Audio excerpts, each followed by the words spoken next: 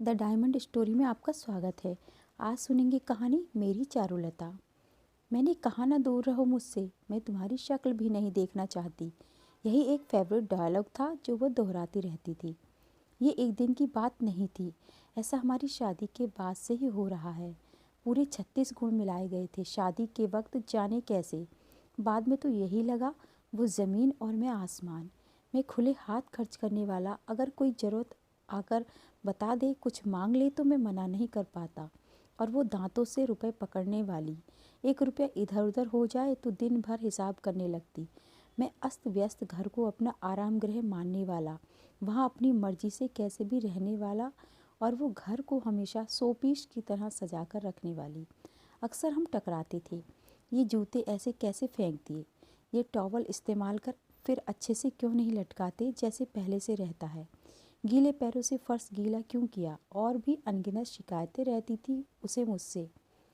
आज तक कभी मेरी तारीफ़ के एक शब्द निकले नहीं मुंह से। हाँ, ये ज़रूर कहती रहती थी, किस्मत फूटी थी मेरी जो यहाँ आ गई। उसे खुश करने के लिए बहुत कुछ करता था मैं। पहली तारीख को उसके लिए साड़ी लेकर आया था। देखते ही बोली, हद होती है फिजूल खर्ची की, अभी तो दुर्गा पूजा में नए कपड़े लिए थे ना। मुझे लगा था मेरे कम वेतन के कारण बेचारी आज तक कोई गहना नहीं ले पाई। थोड़े थोड़े पैसे जोड़कर उसके लिए एक अंगूठी ली। बहुत खुशी से घर पहुंचा और उसके पास जाकर बोला, अपनी आंखें बंद करो, तुम्हारे लिए कुछ है मेरे पास। उसने आंखें बंद की तो उसकी उंगली में डाल दी। देखते ही बोली थी, माँ 15 दिन से बीमार हैं। मैं ये सोचकर उनसे मिलने भी नहीं जाती कि पैसे खर्च कर दी तो महीना कैसे चलेगा। बिट्टू की फीस कहाँ से लाऊंगी और तुम मुझसे पैसे छुपाते हो। मेरा इश्क हवा बनकर उड़ गया और मैंने सोच लिया, अब इसके लिए कुछ भी नहीं लाऊंगा। बस यही नहीं, मैंने भी ये मान लिया कि मेरी किस्मत फूटी थी जो ऐसी नीरस बीवी मिली है। प्यार के एक बोल नहीं, इसे बस मुझ में कमियां ही कमियां नज़र आती हैं। उसका स्वभाव समझ नहीं आता था मुझे। सुबह उठने से लेकर मेरे सोने तक मेरी एक एक ज़रूरत का ख्याल रखती। मेरी पसंद का ही खाना बनता था मेरे घर में। उसकी पसंद क्या है ये मुझे आज तक ज्ञात नहीं। पर क्या ज़िंदगी भौतिक ज़रूरतों से ही कट जाती है? क्या भावनात्मक कोई जिम्मेदारी नहीं? ठीक है, अगर तुम पैसे बचाकर घर को सजा धजा कर और मुझे अनुशासन में रखकर ही खुश रह सकती हो तो यही सही। मैं सुबह जल्दी घर से निकल जाता, दोपहर को भी ऑफिस कैंटीन में कुछ खा लेता और रात को देर से लौटने लगा, ये सोचकर कि शायद उसे मेरी कमी महसूस हो, वो मुझसे मेरे देर से आने का कारण पूछे। पर ऐसा कुछ नहीं हुआ। वो तो आज भी मेरे मोजों के गंध से परेशान थी। मेरे ऑफिस में खाने को फिजूल खर्ची बताती थी। हम दोनों एक दूसरे के लिए बने ही नहीं थे। अगर हमारे बीच बिट्टू नहीं होता तो मैं कब का उसे छोड़ चुका होता। धीरे धीरे उसे बदलने की कोशिश कम हो गई। मैंने मान लिया ये मेरी बदरंग जिंदगी ऐसे ही कटेगी।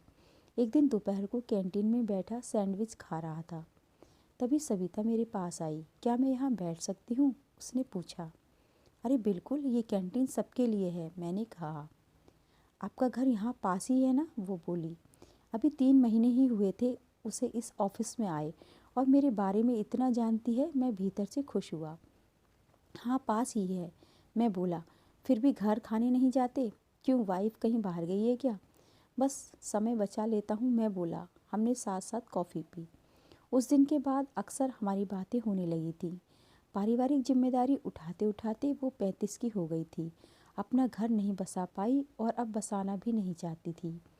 उसके इतने दिन हो गए थे यहाँ आए, पर मेरा ध्यान कभी नहीं गया था उस पर। अब रोज़ बातें होने लगी थी तो मैं उसके बारे में सोचने लगा। वो घर से अपना टिफ़िन लेकर आती थी। अब जिद करके मुझे कैंटीन का खाना खाने नहीं देती। वो कहती, मैं तुम्हारे लिए भी लेकर आई हूँ। मैं सोचता, इतनी मेहरबानी क्यों मुझ पर? वो और किसी के साथ तो कभी इतना घुलती मिलती नहीं।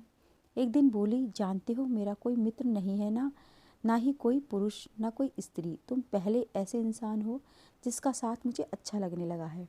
उसकी बातों ने धड़कन बढ़ा दी थी मेरी। क्या सच में मैं इतना खास हूँ? फिर चारू को क्यों एक भी गुण आज तक नज़र नहीं आता मुझ में? कमी तुझ में नहीं, उस घमंडी औरत में है। मैंने खुद को समझाया और सविता की दोस्ती को दिल से स्वीकार कर लिया। अब मैं उदास नहीं रहता था। अब कोई कमी नहीं लगती थी जिंदगी में। सुबह उठने के साथ ही जल्दी रहती थी ऑफिस पहुंचने की। जल्दी जल्दी काम निपटाता और उसके बाद का सारा वक्त मेरा बस सविता के लिए था। कई बार हम ऑफिस के बाद कॉफ़ी शॉप में गए, पार्क की बेंच पर बैठकर घंटों बातें की और एक दिन सविता ने साथ पिक्चर देखने का प्लान भी बना लिया। रविवार का दिन था, मैं ऑफिस का ज़रूरी काम है बोलकर घर से निकल रहा था। रविवार को भी अब ऑफिस पूरा दिन बिताकर भी पेट नहीं भरता क्या? चारू बोली थी। पहली बार उसका ये ताना मुझे अच्छा लगा था। ऐसा लगा वो मेरे साथ रहना चाहती है। एक बार तो ऐसा भी मन किया कि ना जाऊं, पर सविता के साथ वक्त बिताने की मेरी चाह को चारू का ये नया बदलाव रोक नहीं पाया और मैं चला गया। हमने साथ साथ पिक्चर देखी। बीच में एक बहुत ही भावुक सीन था। कभी न सविता ने मेरा हाथ पकड़ लिया। एक तो ये रोमांटिक फिल्म और दूसरा पहली बार किसी नारी ने इतने प्रेम से मेरा हाथ पकड़ा था। मैं तो भाव विभोर था। उन पलों में एक बार भी मुझे चारू का ख्याल नहीं आया। फिल्म देखने के बाद साथ खाना खाया, फिर पार्क के कोने वाले बेंच पर उसका हाथ थामे बैठा था। उसने अपना सिर मेरे कंधे पर रख दिया। रात को जहाँ मैं मुंह लटकाए घर आता था, वहीं मैं गुनगुना रहा था। चारू ने भी मुझे एक बार भी किसी काम के लिए नहीं टोका। रात को वो बड़े कोमल स्वर में मुझसे बोली, ऑफिस में आजकल बहुत काम होता है क्या? हाँ, आजकल काम ज़्यादा हो रहा है। थोड़े ज़्यादा पैसे तुम्हें दे पाऊँ इसलिए ओवरटाइम करता हूँ। कोई ज़रूरत नहीं इतना काम करने की, कम खर्च में चलना आता है मुझे। कल से 5 बजे ही ऑफिस से निकल जाना। मैंने कहा, देखता हूँ, अभी बहुत काम ले लिया है सिर पर, ख़त्म करना भी ज़रूरी है। वो मुझसे लिपट कर सो गई। मैं रात भर सोचता रहा, ये अच्छी है या बुरी? जब मैं इसके साथ वक्त बिताना चाहता था, इसके मुंह से 2 मीठे बोल के लिए तरस गया था, और आज ये खुद कहीं इसे मुझ पर शक तो नहीं? मैं डर कर काँप उठा। क्या होगा अगर इसे पता चल गया मेरे और सविता के रिश्ते के बारे में? ये तो घर से ऑफिस तक मुझे बदनाम कर देगी। इसके गुस्से का कोई भरोसा नहीं। कहीं सबके सामने हाथ ना उठा दे, फिर क्या इज्जत रह जाएगी मेरी? मैं तो कहीं मुंह दिखाने लायक भी नहीं रह जाऊंगा। मैं सोचकर ही इतना डर गया कि वो मुझे बगल में लिपटी नागिन लगने लगी, जो किसी भी पल मुझे डस सकती थी। मैंने डर कर उसे दूर किया और दूसरी ओर मुँह करके सो गया। दूसरे दिन जब सविता मुझे मिली तो वह बहुत उदास थी।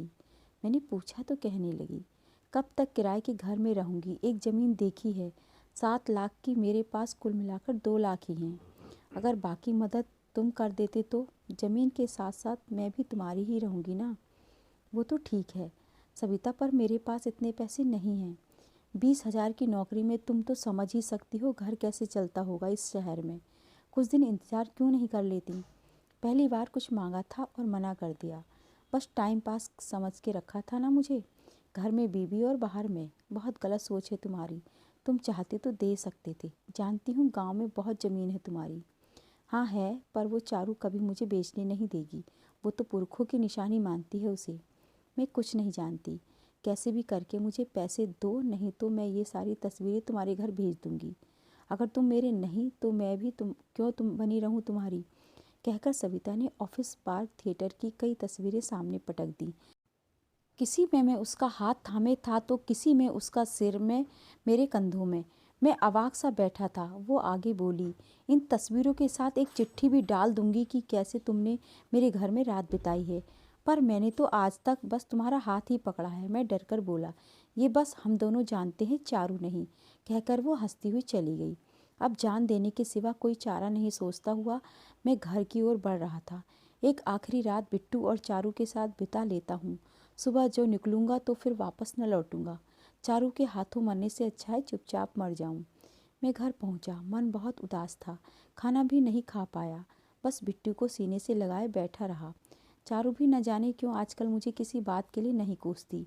आज ऐसा लग रहा था वो मुझे खूब खरी खोटी सुनाए, चाहे तो मुझे दरवाज़ा बंद करके खूब पीटे। न जाने क्यों आज भी सबके सामने मार खाने से डर रहा था मैं। रात बीत रही थी। बिट्टू भी सो चुका था।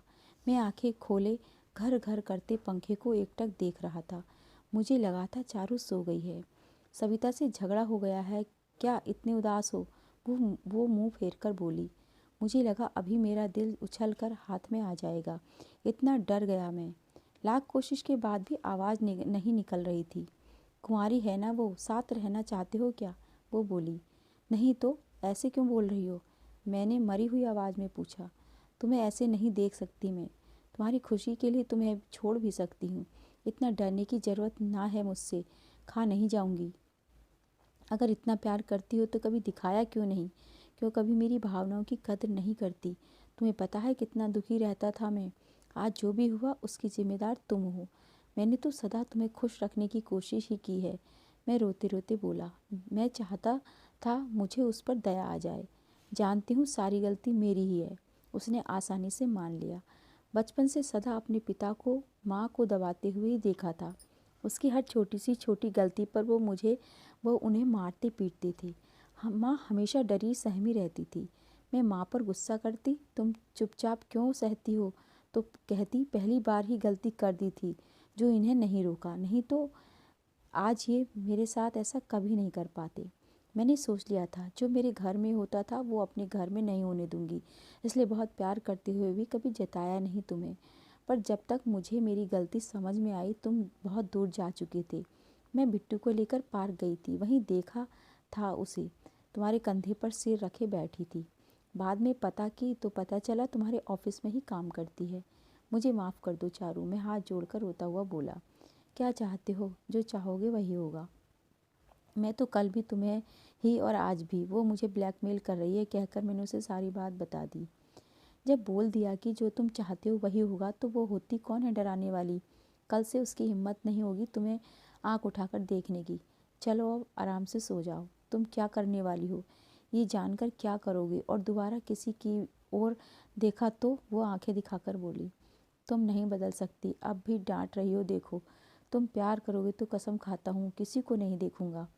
कल घर में रहकर बिट्टू का ख्याल रखना, मुझे कहीं जाना है कहकर उसने मुझे गले से लगा लिया। आज उसकी बाहों से ज़्यादा सुकून मुझे जन्नत मिल जाने से भी नहीं मिलता। ज़िंदगी की सबसे मीठी नींद थी जो उस रात मैंने ली थी। सुबह उठा तो वो जा चुकी थी। न जाने कहाँ गई सोचकर मैं डर रहा था। 2 घंटे बाद वो लौट के आई और बोली, अब तुम्हें कोई परेशान नहीं करेगा। क्या किया तुमने? करना क्या था? बाल पकड़कर घसीटते हुए पुलिस थाने ले जाने लगी तो मेरे पैर पकड़ लिए। रो रो कर कहने लगी, मुझे बदनाम न करो, मैं कल ही शहर छोड़कर चली जाऊंगी। अब जब चली ही जाएगी तो हमें क्या? मैं वापस आ गई। वो आराम से बोली। मुझे पहली बार ऐसी खतरनाक बीवी मिलने पर गर्व हो रहा था। मैंने भगवान को ढेर सारा धन्यवाद दिया और अपनी चारुलता को गले से लगा दिया। ये थी आज की कहानी। आपको कैसी लगी कमेंट करके मुझे ज़रूर बताएं और इसी तरह की कहानियों के लिए मेरे चैनल को भी सब्सक्राइब कर लें। वीडियो को लाइक और शेयर भी करें। कहानी सुनने के लिए आपका बहुत बहुत धन्यवाद।